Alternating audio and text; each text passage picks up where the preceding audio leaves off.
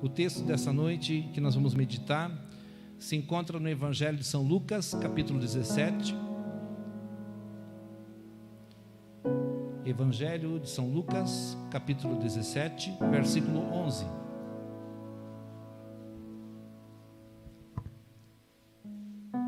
Lucas 17, 11.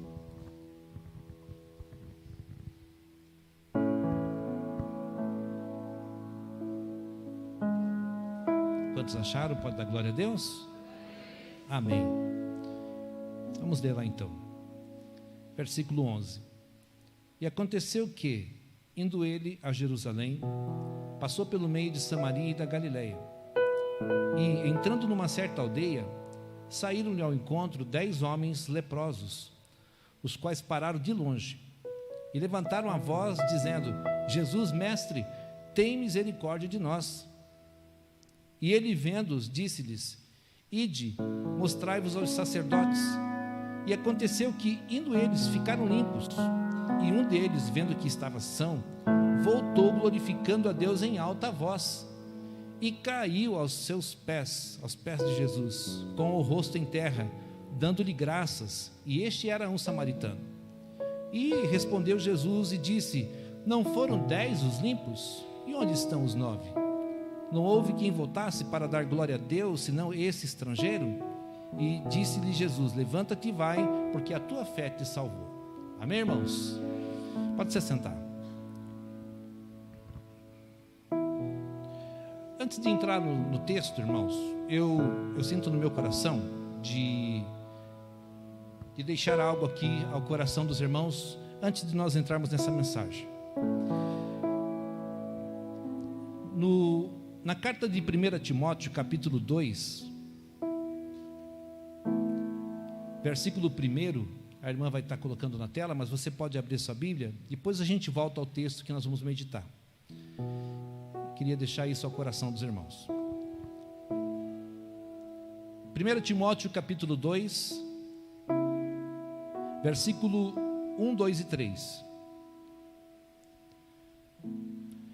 Olha o que diz lá: Ademoesto-te, pois, antes de tudo, que se façam deprecações, orações, intercessões e ações de graças por todos os homens, pelos reis e por todos os que estão em eminência, para que tenhamos uma vida quieta e sossegada, em toda piedade e honestidade, porque isto é bom e agradável diante de Deus, o nosso Salvador.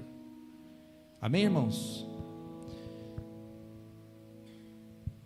Esse texto está deixando bem claro aqui para nós, irmãos, que nós aqui nessa noite temos o dever de orar por todos aqueles que estão em eminência, pelas autoridades, pelos governos, pelo presidente, independente da sua linha, né, do seu pensamento. O nosso dever como igreja é, nesse momento, interceder e orar. Não importa quem Deus coloque para nos governar, para nos presidir, a igreja do Senhor Jesus, ela é chamada para orar e interceder. E a Bíblia diz claramente, porque isso é agradável diante de Deus, é do coração de Deus, que oremos, para que tenhamos uma vida quieta e sossegada.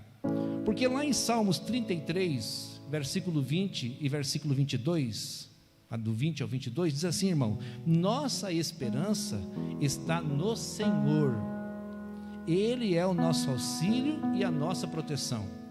Nele se alegra o nosso coração, pois confiamos no seu santo nome. Esteja sobre nós o teu amor, Senhor, como está em ti a nossa esperança. Eu vou repetir: a nossa esperança, irmão, não está no homem, a nossa esperança não está naqueles que presidem sobre nós, a nossa esperança, ela está no Senhor. Deus é quem coloca governos, Deus é quem tira governos. O Senhor está no controle de todas as coisas, nada foge do controle do nosso Deus. Então a esperança nossa não pode estar em A, B ou C. Nós fazemos o nosso papel, nós oramos, nós clamamos, nós buscamos, mas a vontade sempre prevalece, sendo a vontade de Deus. É isso, nós não sabemos o dia de amanhã, nós não conhecemos o que está por vir. Na verdade, a Bíblia nos revela, irmão, que o que está por vir, a Bíblia é muito clara, né, não é nada bom. Por isso que nós temos que estar apegados no Senhor, confiantes no Senhor. A nossa esperança, a nossa fé, ela tem que estar firmada em Cristo, não em ideologias, não em pensamentos, mas em Cristo, não em partidos, não sermos partidários, mas em Jesus. Essa deve ser a nossa esperança, independente de quem governa sobre nós. O dever da igreja, o nosso dever, irmão, é interceder, é orar. Meu Deus, pastor, é assim? É assim, porque é assim que Deus quer, e dessa forma a Bíblia diz que nós teremos uma vida quieta e sossegada. Quer dizer, Deus continua no controle de tudo, irmão. O Senhor não perde o controle de nada. Quem prevalece é o Senhor. E outra coisa, irmão, a Bíblia diz que a igreja, ela é o sal nesta terra, e ela é a luz para este mundo. Então, em meio a todas as situações, nós conseguimos ser luz nessa terra e ser sal para esse mundo. Amém, irmãos? Então, hoje, eu não sei ainda o que já deu a eleição, não sei quem ganhou, não sei, de fato não sei. Quando eu saí de casa, era um candidato que estava à frente, agora eu não sei, também nem quero saber, a hora que eu chegar em casa eu fico sabendo. Mas independente de quem for, irmão, o importante é que nós coloquemos isso na nossa cabeça. Nós vamos continuar orando, clamando, porque na verdade o nosso Senhor, quem dirige os nossos passos, quem cuida de nós e aonde está a nossa esperança é Jesus. Amém, irmãos? Amém, irmãos? Glória a Deus. Vamos então para o texto da Bíblia. Nós abrimos a palavra de Deus em Lucas 17, versículo 11. Aqui o texto está falando para nós que Jesus, quando ele descia para a cidade de Jerusalém, ele passou por Samaria e por Galiléia. Jesus, ele passava indo para Jerusalém por Samaria e Galiléia. E ele, a Bíblia diz que ele entrou em uma certa aldeia. Olha, irmãos, eu queria dizer uma coisa para os irmãos. Jesus, ele faz o que ele quer, a hora que ele quer e como ele quer. Amém? Ele visita a minha vida nessa noite, ele visita a tua casa, ele visita a tua família. Às vezes nós pensamos que algumas coisas são impossíveis para Deus, e para Deus não há nada impossível. Deus entra em lugares que nós nem imaginamos, e pode ter certeza que nessa noite Jesus está entrando em lugares, irmãos, que você nem imagina, e Ele está fazendo algo que você vai poder glorificar a Deus, como aconteceu aqui nessa passagem. Jesus, ele está indo para Jerusalém, né? E de repente precisa passar por Samaria e Galiléia, e a Bíblia diz que ele entra em uma certa aldeia, ele entra em um lugar, ele sai da sua rota, do seu objetivo, e ele entra em uma certa aldeia. E a Bíblia diz que quando ele entra nessa aldeia, lhe sai ao encontro alguns leprosos. Ora, irmãos, quando nós vamos ler a palavra de Deus e vamos estudar um pouco sobre os leprosos na Bíblia, nós vamos ver que triste condição era desses leprosos, que triste condição era dessas pessoas que viviam nesta época, na época de Jesus e na época que antecedia ao Senhor Jesus. A lei já dizia como devia ser tratado os leprosos e aonde eles deveriam estar. Primeiramente, a Bíblia diz que eles não poderiam estar no meio do povo. Meus irmãos, agora há pouco tempo, a gente viveu algo parecido. Quando você pegava o Covid, por exemplo, você podia ficar dentro da igreja? Não. Você podia ficar entre os teus familiares? Não. Você podia trabalhar na tua empresa? Não. Você tinha que ficar por um certo tempo, né, afastado de tudo. E quem que pegou Covid aqui teve que ficar isolado? Quem foi que pegou? Foi bom, irmãos? Foi bom? Rodrigo, foi bom final de ano? O Rodrigo pegou mais de uma vez, e uma das que pegou foi final de ano, né? Com tudo programado, com tudo preparado, né, Rodrigo? E teve que ficar isolado. Bateu tristeza no coração? Com certeza bateu. Então, irmãos, quando nós olhamos para esse texto e o contexto da época, nós vamos ver que as pessoas leprosas, elas sofriam e muito. Elas tinham que se isolar de tudo. Elas tinham que se isolar dos irmãos da igreja, elas tinham que se isolar da família que não tinha lepra, e elas só podiam estar próximas das pessoas que eram como elas. Elas só podiam conversar com outros leprosos, elas só podiam ter contato e ajudar outros leprosos. E eu não sei se você já teve contato com alguma pessoa leprosa, com alguém que passou por essa doença. Eu já tive, irmão, mas não no estágio em que essas pessoas na época de Jesus estavam. num estágio muito menor, já com tratamento, já com remédio. Mas nós visitamos, eu não lembro o nome desse hospital que tem aqui em Piraquara, que é o Hospital de Leprosos. E nós fizemos um evangelismo. Uma certa feita, Deus tocou em nosso coração para que nós fizéssemos um evangelismo lá dentro. E nós fizemos. E eu vi pessoas assim que eu não imaginava que eu viria daquela forma. E nunca me saiu da minha memória uma pessoa, um senhor, que ele só tinha o tronco, porque o restante, para baixo, a lepra havia comido. Ele tinha partes dos seus braços, porque o resto a lepra já tinha comido. Ele não enxergava, porque a lepra havia comido os seus olhos. E ele pouco escutava. E quando eu vi aquela cena daquele senhor leproso, eu comecei a imaginar um pouco as pessoas da época de Jesus, né? O sofrimento que essas pessoas deviam enfrentar. Eles não estavam em um hospital, eles estavam distantes, eles estavam fora das portas, fora da cidade, eles estavam em aldeias, né? Eles tinham que se virar para comer, para beber, e acabou o contato com família, acabou o contato com conhecidos, era somente com outros leprosos. E quando nós vamos estudar um pouquinho sobre esta lepra da época, irmãos, a imagem que Jesus teve desses leprosos quando vieram até ele, eram pessoas que estavam perdendo os seus olhos, a lepra estava comendo os seus olhos, a lepra estava destruindo o seu corpo físico. E quando esses leprosos chegavam perto de algumas pessoas, eles não podiam chegar mais do que 15 metros, eles tinham que manter uma distância de 15 metros, e quando eles chegavam perto de algumas pessoas, eles tinham que gritar: imundo, imundo, imundo, para que as pessoas vissem que os leprosos estavam chegando e não pudessem, e não se aproximassem, porque tinham medo do contágio. Mas a Bíblia agora diz o seguinte, irmãos, que Jesus entra nessa, está indo para Jerusalém. Jesus tem um propósito de ir para Jerusalém. Agora Jesus, tem que passar por Samaria e Galiléia, mas ele resolve sair daquele caminho e entrar em uma certa aldeia. E com certeza Jesus sabia que aqueles 10 leprosos estavam ali. Jesus queria fazer algo na vida daqueles leprosos. Irmão, muitas coisas na vida da gente não é coincidência, irmão.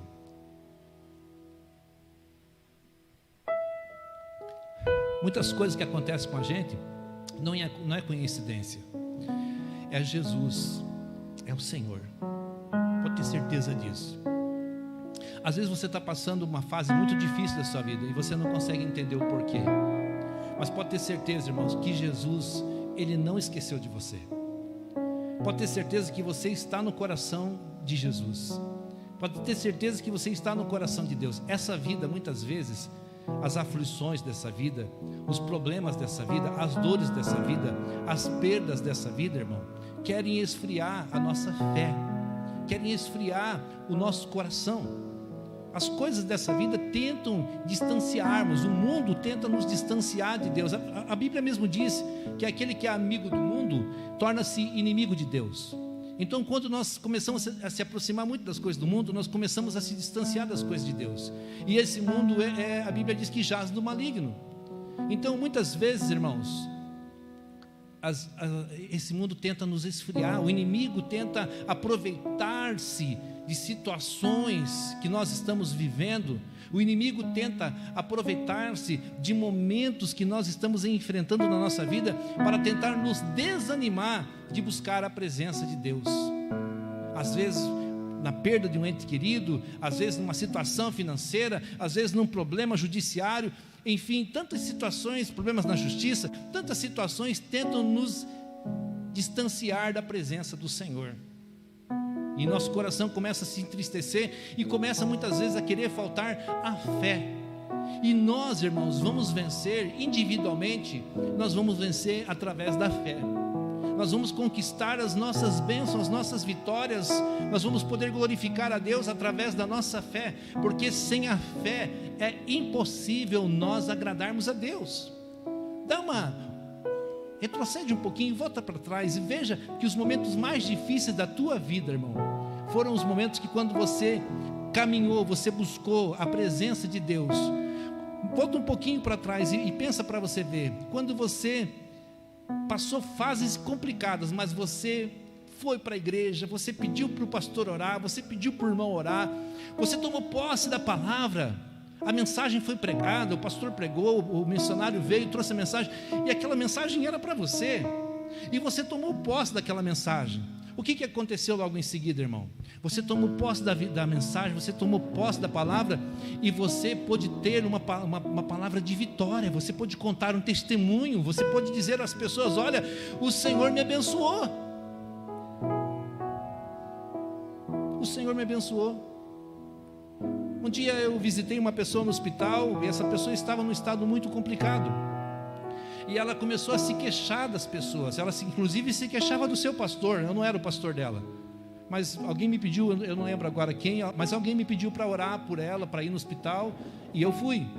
E essa pessoa começou a se queixar que ninguém se importava com ela, que ninguém lembrava dela, que até mesmo Deus acho que havia se esquecido dela. Eu falei: irmã, e o que eu estou fazendo aqui? Quem que você acha que me mandou aqui? Você me conhece?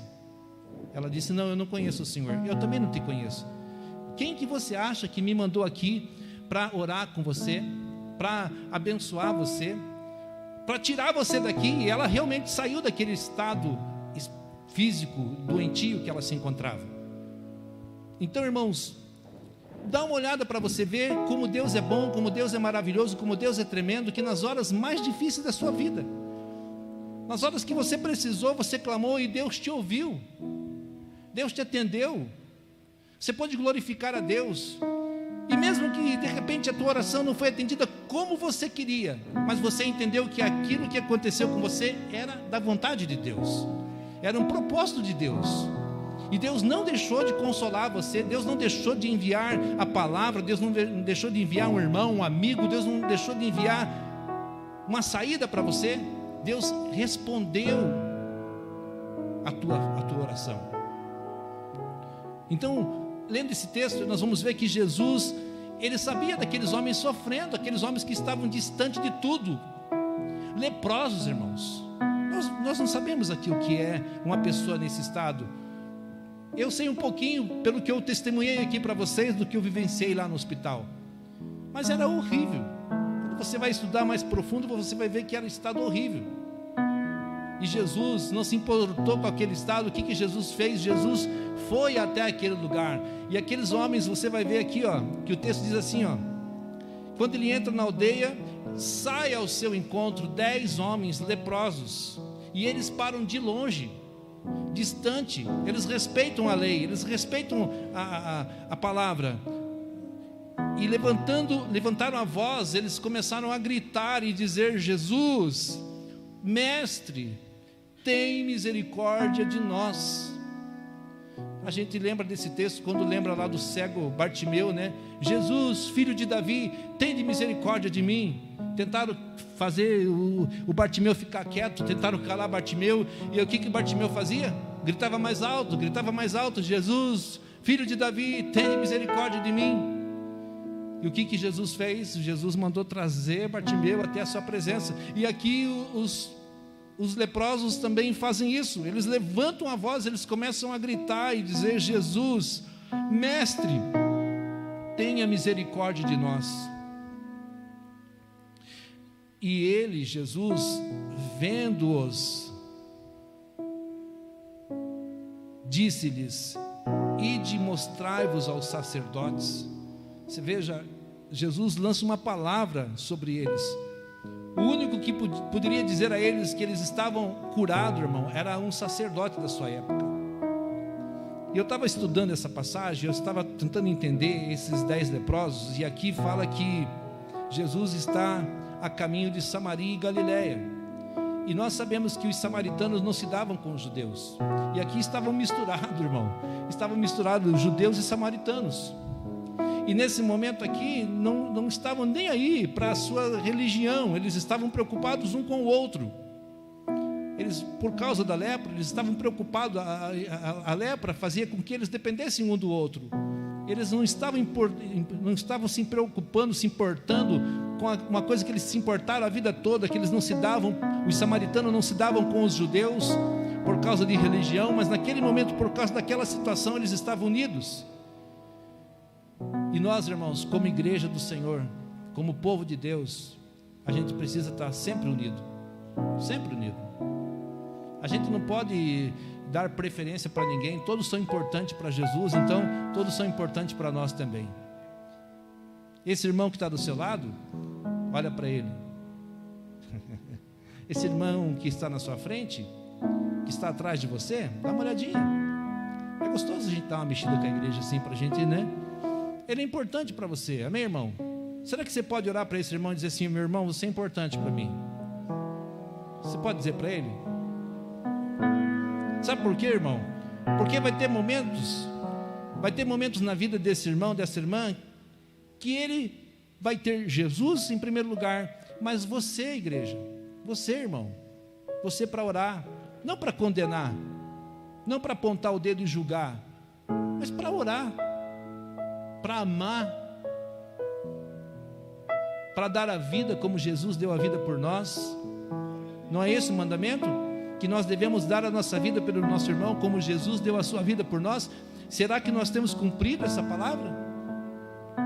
Porque, irmãos, é isso que Jesus quer de nós.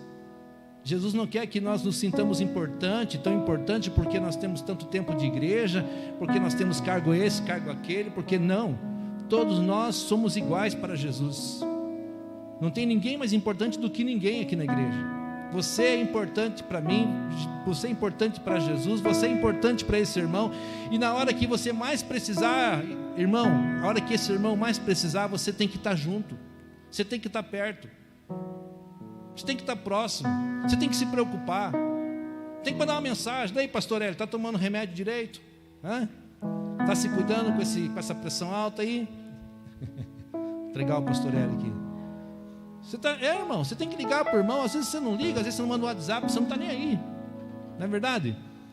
Tenta estar mais próximo desse irmão, se preocupar, se interessar, amar como Jesus nos amou, amar como Cristo nos amou. Jesus se importa comigo, Jesus se importa contigo, Jesus se importa com todos nós que aqui estamos. Então, meus irmãos, nós não podemos de forma alguma ser indiferente com a dor alheia, com a dor do nosso irmão. Nós temos que estar cada dia mais preocupados com os nossos irmãos, interessados, em conhecê-los melhor, assim como Jesus nos conhece. E a Bíblia diz que Jesus diz àqueles leprosos: olha, vão até o sacerdote. É mais ou menos como se de repente hoje você viesse aqui à frente e eu dissesse para você: irmão, você está curado, vá agora no médico, e o médico vai dizer que você está curado. É mais ou menos isso. Irmão, você está curado. Uma vez eu disse isso para um jovem. Eu estava almoçando na minha casa. Esse jovem, acho que uma boa parte conhece, era o irmão Gilson, que morava comigo. O irmão Gilson tinha um HIV. Eu tinha vários testes de HIV, provava a doença, e ele morava com a gente lá em casa. E eu orava muito para a cura dele, buscava muito, porque era uma fase em que eu trabalhava muito com evangelização de homossexuais, travestis, prostituta, e eu buscava muito de Deus, que Deus curasse, que Deus desse essa bênção para que nós tivéssemos testemunhos na igreja de curas. E esse jovem veio morar conosco. Foi uma fase que nós tivemos 3 deles morando dentro da minha casa. E ele estava em casa e eu estava almoçando e orando sempre, constantemente nas minhas orações, eu colocava ele. E quando eu estou almoçando, irmãos, o Espírito Santo manda eu dizer para ele assim: olha, você está curado, pode fazer o teste que você está curado.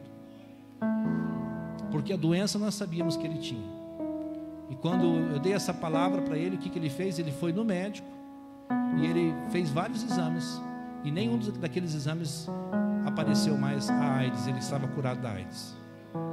E não somente da AIDS, mas de todas as outras doenças sexualmente transmissíveis que ele tinha, que ele nem sabia que tinha sido curado. Jesus curou ele de todas. É mais ou menos como se a gente fizesse isso. Jesus disse aos leprosos: vão até o sacerdote e apresente-se ao sacerdote, porque era o sacerdote que ia dar uma palavra de que eles estavam curados, de que eles estavam sarados, e daí direcionava eles ao sacrifício que eles deveriam fazer. Mas, irmãos, algo acontece na vida desses 10 homens. Eles tomam aquela palavra de Jesus, que Jesus diz: olha, agora vocês vão e se apresentem. Vocês não estão pedindo misericórdia, vocês não estão, o que vocês querem? É como se Jesus perguntasse: o que vocês querem? Com certeza eles iam dizer: eu quero ser curado, porque eles disseram: mestre, tem misericórdia de nós. E a Bíblia diz que quando aqueles leprosos estão indo ainda a caminho. Eles não chegam a se apresentar ao sacerdote. Eles não chegam nem a fazer os seus sacrifícios. Eles estão indo a caminho. Eles percebem que eles estão curados. Todos foram limpos da lepra. Você consegue imaginar isso, irmão? Você consegue imaginar a alegria daqueles homens, a alegria daquelas pessoas? Indo pelo caminho, perceberam que foram curados, que não tinham mais aquela lepra, que agora podiam voltar aos seus familiares, que agora podia voltar. Como é que eles perceberam, irmão? Se aquela doença corroía a carne, se aquela doença destruía, como que eles perceberam? Eles estavam limpos. Sua pele era como a pele agora de uma criança. Eles foram curados. Nós já vimos esses milagres de Jesus acontecendo no meio da igreja.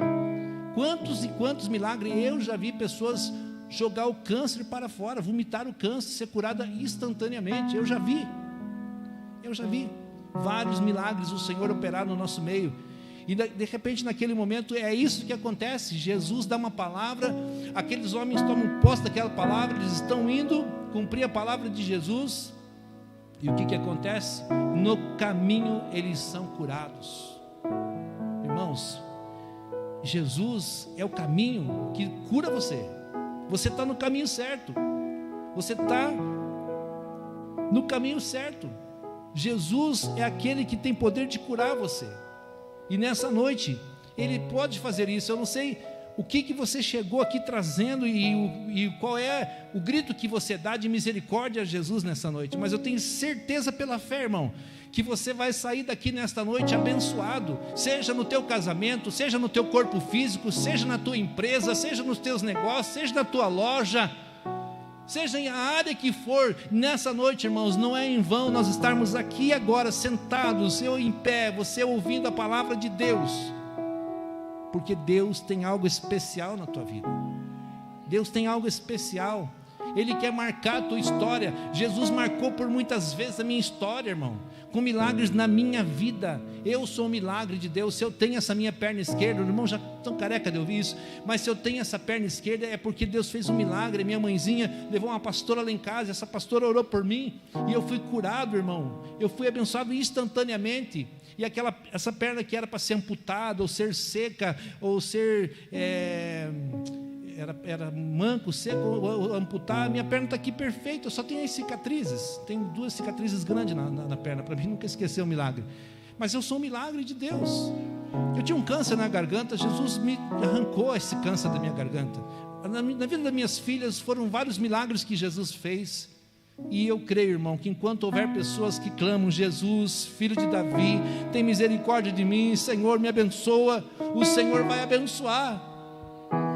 Às vezes você tem, irmão, que declarar palavras de vitória no meio da sua casa, no meio dos seus filhos. Você precisa declarar com a sua boca palavras de bênção, não palavras de maldição.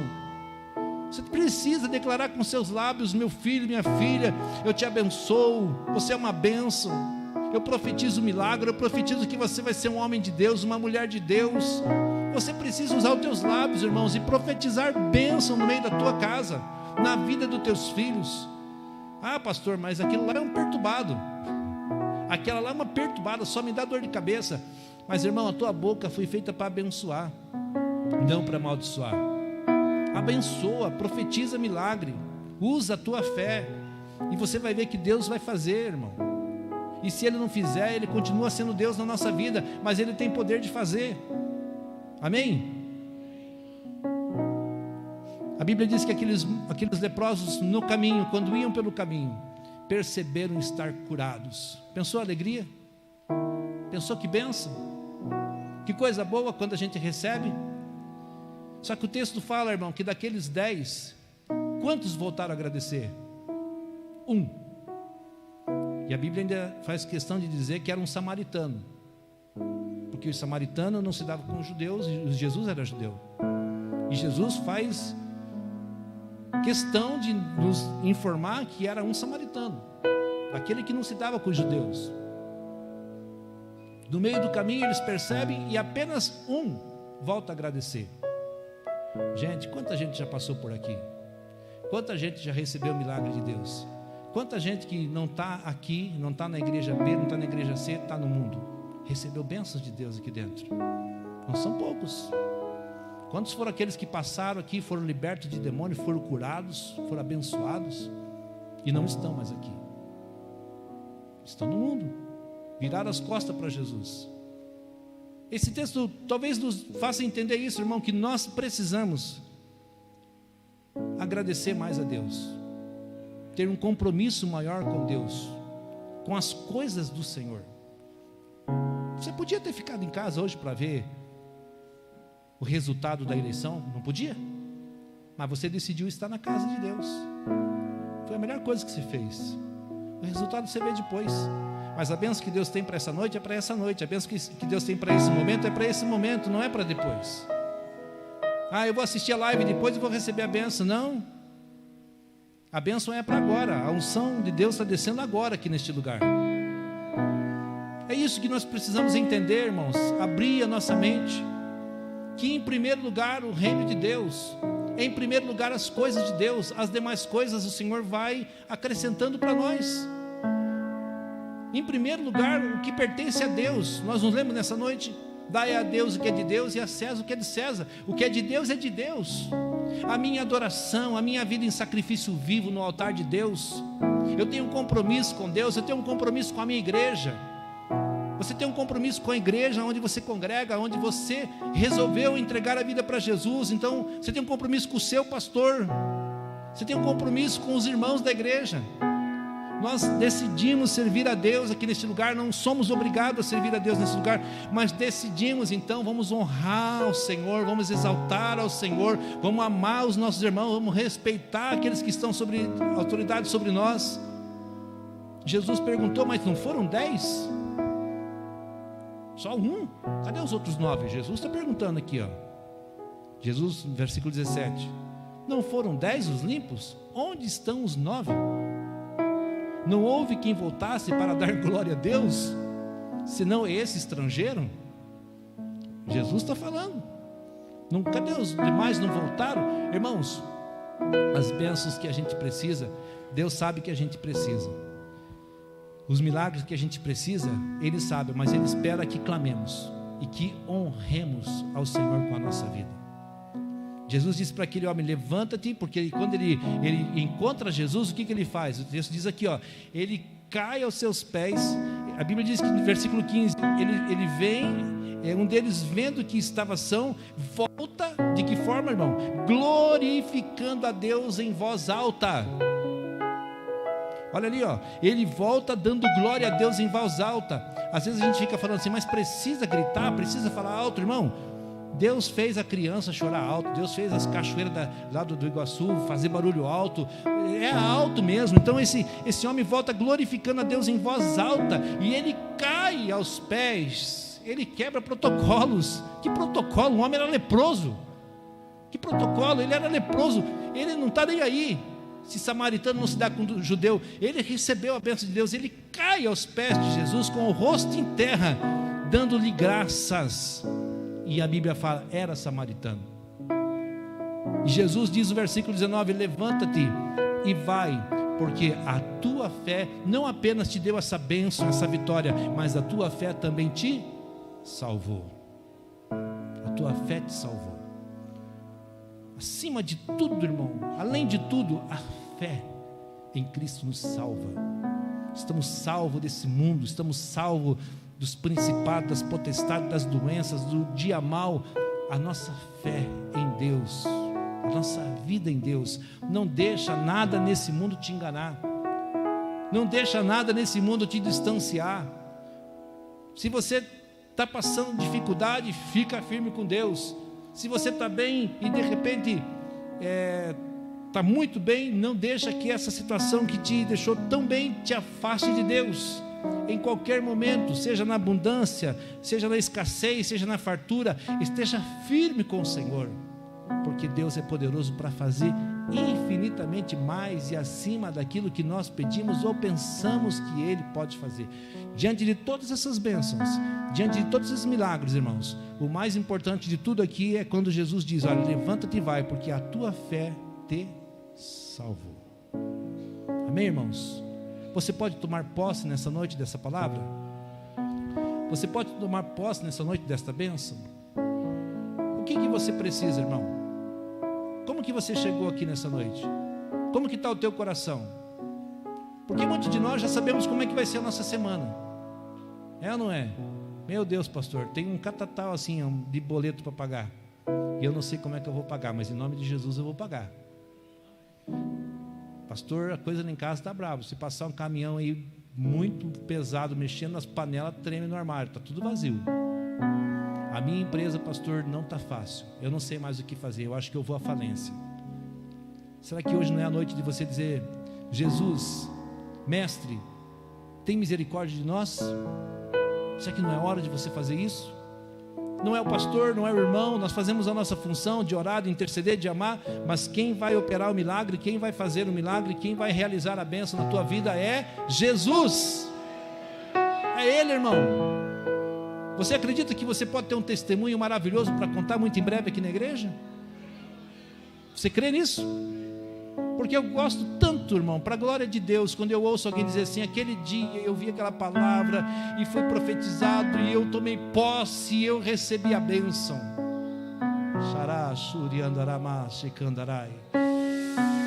É tão gostoso, irmão, quando a gente ouve alguém dizer assim: eu tomei posse da bênção, porque o milagre só aconteceu na tua vida porque você tomou posse da bênção. E você testemunha: eu recebi o meu milagre, pastor. Igreja, naquele dia, quando aquela palavra veio ao meu coração, era o que eu precisava, e eu estou aqui hoje para glorificar a Deus. Eu não sou como os 9 não, que abandonou. Eu estou aqui firme com o meu Jesus, eu estou aqui firme com o meu Senhor. Não é nada nesse mundo que vai me afastar de Deus, não é a prosperidade da minha vida que vai me fazer esquecer quem é Deus na minha vida, não é a escassez que vai fazer eu murmurar a Deus, não. Seja qual for a situação, eu estou firme com Jesus. Não é o governo que entrou que vai me desanimar, não. Seja quem entrou aí, eu vi o foguetório agora, não sei quem entrou, nem me fale. Mas, irmãos, louvado seja o nome de Jesus.